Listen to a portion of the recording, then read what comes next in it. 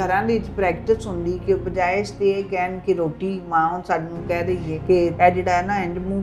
ਖੋਲ ਕੇ ਖਾਓਗੇ ਤੇ ਅੱਲਾ ਨਾਰਾਜ਼ ਹੋਏਗਾ। ਉਹਨਾਂ ਨੇ ਇਹ ਨਹੀਂ ਕਹਿਣਾ ਕਿ ਮੂੰਹ ਖੋਲ ਕੇ ਖਾਣਾ, ਵੈਸੇ ਖਾਣ ਦੇ ਐਥਿਕਸ ਤੇ ਇੰਜ ਪੈਰ ਹਿਲਾਓਗੇ ਤੇ ਅੱਲਾ ਨਾਰਾਜ਼ ਹੋਏਗਾ। ਅੱਲਾ ਨੂੰ ਇੰਨਾ ਜ਼ਿਆਦਾ ਬੱਚਿਆਂ ਨੂੰ ਕਰ ਦਿੱਤਾ, ਅੱਲਾ ਦਾ ਜਿਹੜਾ ਤੇ ਉਹ ਡਰਾ ਕੇ ਬਾਲਾਂ ਨੂੰ, ਤੇ ਇਹ ਜਿਹੜੀਆਂ ਉਹ ਚੀਜ਼ਾਂ ਨੇ ਜਿਹਦੀ ਵਜ੍ਹਾ ਤੋਂ ਜਿਹੜਾ ਮੈਂ ਸਮਝਦੀ ਹਾਂ ਤੇ ਮੈਂ ਕਨਵਿੰਸਡ ਹਾਂ, ਕਿਉਂਕਿ ਮੇਰਾ ਪੜ੍ਹੇ ਲਿਖੇ ਬੱਚਿਆਂ ਨਾਲ, ਸਕੂਲ ਕਾਲਜ ਯੂਨੀਵਰਸਿਟੀ ਦੇ ਸਾਰੇ ਬੱਚਿਆਂ ਦੇ ਨਾਲ ਮੇਰਾ ਇਹ ਖਿਆਲ ਹੈ ਕਿ ਅਸੀਂ ਪਿਛਲੇ 70 ਸਾਲਾਂ ਦੇ ਪਿਛਲੇ ਸ਼ੁਰੂ ਦੇ 10-20 ਸਾਲ ਕੱਢ ਕੇ 50 ਸਾਲਾਂ 'ਚ ਅਸੀਂ ਦੌਲਤ ਸ਼ਾਹ ਦੇ ਚੂਹੇ ਯੂਨੀਵਰਸਿਟੀਆਂ 'ਚੋਂ ਕੱਢ ਰਹੇ ਹਾਂ। ਦੌਲਤ ਸ਼ਾਹ ਦਾ ਚੂਹਾ ਹੈ ਜਿਹੜਾ ਜਿੰਦਾ ਸਿਰ ਛੋਟਾ ਹੁੰਦਾ ਹੈ, ਜਿਹਦੇ ਬਾਰੇ ਕੁਝ ਲੋਕਾਂ ਨੇ ਰਿਸਰਚ ਕੀਤੀ ਤੇ ਪਤਾ ਲੱਗਿਆ ਕਿ ਉਹ ਪੂਰਾ ਇੱਕ ਮਾਫੀਆ ਹੈ। ਉੱਥੇ ਨਿਊ ਬੋਰਨ ਬੱਚੇ ਦੇ ਸਿਰ ਤੇ ਲੋਹੇ ਦਾ ਟੋਪ ਪਾ ਦਿੰਦੇ, ਸਿਰ ਨਹੀਂ ਵੱਧਦਾ, ਜਿਸਮ ਵੱਧ ਜਾਂਦਾ। ਤੇ ਉਹ ਅਸੀਂ ਉਸੇ ਤਰ੍ਹਾਂ ਦਾ ਮਿਡਲ ਕਲਾਸ ਮਾਂ ਪਿਓ, ਮਿਹਨਤ ਮਜ਼ਦੂਰੀ ਕਰਨ ਵਾਲੇ ਗਰੀਬ ਬੱਚਿਆਂ ਨੂੰ ਯੂਨੀਵਰਸਿਟੀ ਕਾਲਜ ਕਰਨਾ, ਉਹਨਾਂ ਦੀਆਂ ਫੀਸਾਂ